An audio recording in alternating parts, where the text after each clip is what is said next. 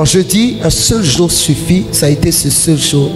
Quand je dis un seul geste suffit, ça a été ce seul geste.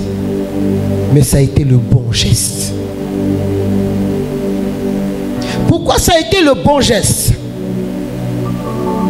L'acte que Rahab a posé était au prix de sa vie. Tout comme l'acte que Jésus a posé était au prix de sa vie. Si on l'avait attrapé, on l'a tué et à l'époque, on aurait tué toute sa famille. Mais elle a reconnu en eux des personnes envoyées par Dieu. Le bon geste doit s'imbriquer dans l'amour de Dieu. Le bon geste doit être en adéquation avec le caractère de Dieu. Le bon geste doit avoir une relation avec le sacrifice. À ce moment-là, Rahab était déjà comme était Isaac sur le bûcher, sur l'autel de l'offrande, bien-aimé. Elle était déjà là. Il suffisait, comme Abraham, que Abraham lève le couteau et qu'il égorge Isaac pour que Isaac soit sacrifié. Il suffisait de la moindre erreur pour que Rahab soit tuée. En était-elle consciente? Je n'en sais rien. Mais dans les faits, c'est ce qu'elle a fait. Elle les a protégés. Elle a vu le danger venir. Elle les a protégés au prix de sa vie. Elle ne les connaissait de nulle part.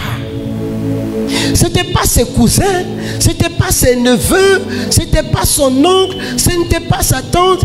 Elle ne les connaissait de nulle part. La seule chose qu'elle a reconnue, c'est que c'était des enfants de Dieu, des envoyés de Dieu.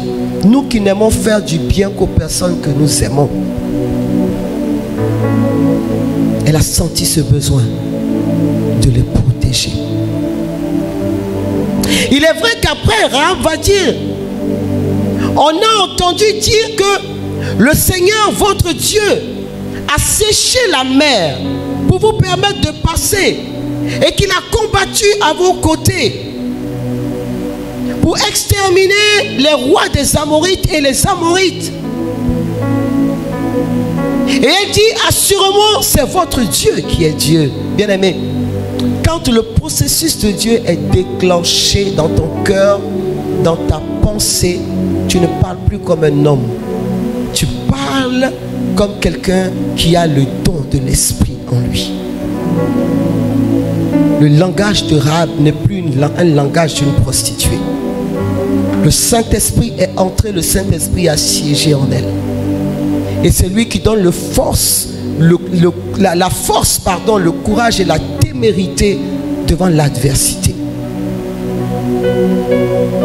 Rahab les a gardés contre vent, contre marée, contre tout risque de combat et d'adversité. Son oui a été oui. Elle n'a pas chancelé. Elle a osé regarder les gardes en face. Et croyez-moi, à cette époque, les gardes ne se promenaient pas juste en pantalon. Ils se promenaient avec des épées. Leur habillement même était impressionnant. Comme les gardes républicains. Être une femme et regarder dans les yeux ces personnes et leur dire, ils ne sont pas ici. Son seul geste équivalait à près de 1000 gestes que posent des soi-disant chrétiens. Sa seule offrande de sa vie était plus que toutes les offrandes que tu fais en murmurant. Tous les soi-disant sacrifices que tu fais dans un cœur fermé. Dieu a pesé son cœur. Dieu a pesé son geste. Dieu l'a justifié. Et Dieu l'a sauvé. Non seulement elle, mais toute sa famille. Waouh! Rahab, on a envie de dire, semble préfigurer le geste de Jésus. Parce que par son sacrifice à elle seule, par le risque qu'elle a pris, elle n'a pas simplement sauvé sa vie, elle a sauvé toute une maison.